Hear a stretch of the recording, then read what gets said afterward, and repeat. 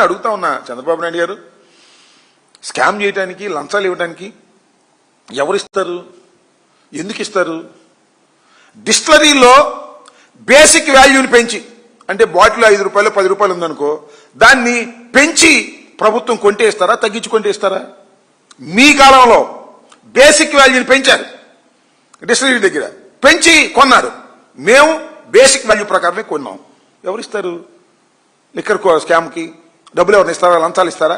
నేను ఇంకో మాట చెప్తున్నా, అసలు ప్రభుత్వం నిర్వహిస్తే లంచాలు వస్తాయా, ప్రైవేట్ వాడికి ఇస్తే లంచాలు ఇస్తాయా? ప్రైవేట్ వాడికి ఇస్తే వాడికి కిక్ బ్యాక్స్ ఇస్తాడు, బాటిల్ అమ్ముకోవడానికి ఎక్కువగా అవకాశం మనం కలిగిస్తాం. ఇవాళ జగన్మోహన్ రెడ్డి గారి హయాంలో ప్రభుత్వమే లిక్కర్ బాటిల్స్ అమ్మి క్యూఆర్ కోడ్ పెట్టి ప్రతి క్యూఆర్ కోడ్కి బాటిల్ అమ్మి ఆ డబ్బన్ని ఖజానాలోకి వచ్చే విధంగా చేసినటువంటి మా ప్రభుత్వం మీద మీరు స్కామ్ చేశారు, గాడిది గుడ్డు చేశారు అనేటువంటి మాటలు ఇవాళ మాట్లాడుతున్నారు. మద్యం అమ్మకాలు ప్రైవేట్ వ్యక్తులకి ఇస్తే వాళ్ళు ఇస్తారు, లేదంటే మద్యం దుకాణాలు పెంచితే ఇస్తారా, తగ్గిస్తే ఇస్తారా? ఈ రాష్ట్రంలో 2014-19లో చంద్రబాబు నాయుడు గారు విచ్చలవిడిగా పెంచాడు. కానీ జగన్మోహన్ రెడ్డి గారు వచ్చిన తర్వాత మద్యం షాపులు తగ్గించేశారు.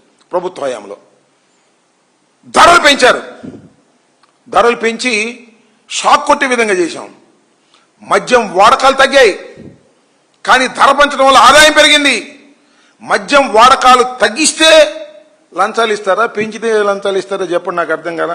నేను ఇప్పుడు మాట మనవి చేస్తా, ఎంపిక చేసినటువంటి 4-5 డిస్టిలరీలు చంద్రబాబు నాయుడు కాలంలో ఒక మొత్తం డిస్టిలరీలన్నీ ఉంటే ఒక 4-5 డిస్టిలరీలు మాత్రం ఎంపిక చేసుకుని వాళ్ళ దగ్గరే కొన్నాడు, కడవల దగ్గర కొనలా. అంటే అర్థం ఏంటి? ఆ 4-5 వాళ్ళు కాస్త కిక్ బ్యాక్స్ ఇచ్చారనే కదా అర్థం. మేము అలాగదే అందరి దగ్గర మేము సమానంగా కొనేటటువంటి ప్రయత్నం చేశాం. మద్యం విక్రయాలను లిమిట్ చేశాం. ఈ గంట నుంచి ఈ గంట వరకు మాత్రమే మద్యాలు అమ్మాలి, తర్వాత అమ్మడానికి వీల్లేదని. కానీ చంద్రబాబు నాయుడు గారి టైంలో అన్లిమిటెడ్, ఎప్పటికైనా అమ్ముకోవచ్చు, ఎవడైనా అమ్ముకోవచ్చు.